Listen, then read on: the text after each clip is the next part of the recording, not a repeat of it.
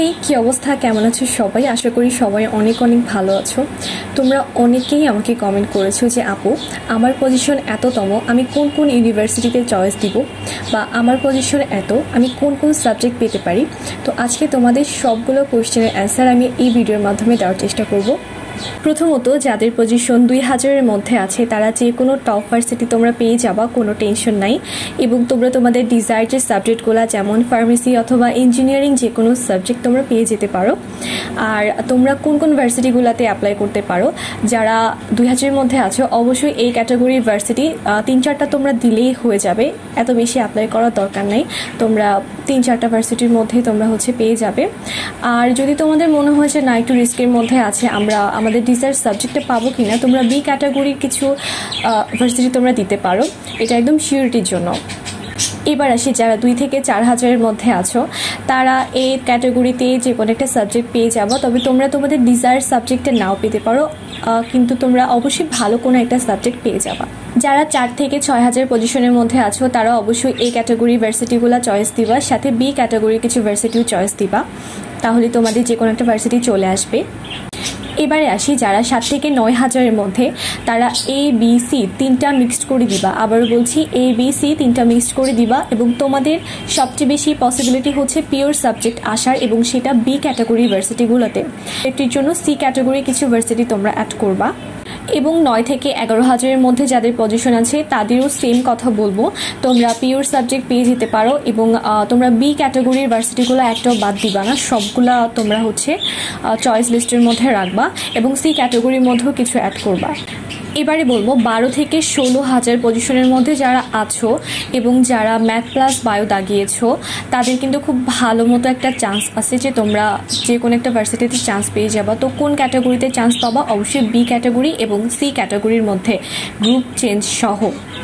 তবে হ্যাঁ, এক্ষেত্রে একটা কথা আছে, 12 থেকে 14000-এর মধ্যে যারা তোমরা ম্যাথ দাগাও নাই তারা কিন্তু পেয়ে যেতে পারো সাবজেক্ট বি অথবা সি ক্যাটাগরি কোনো একটা ভার্সিটিতে, এবং যারা ম্যাথ দাগিয়েছো তাদের কিন্তু যদি 16000 পর্যন্ত পজিশন যায় তাহলেও তোমরা চান্স পেয়ে যেতে পারো।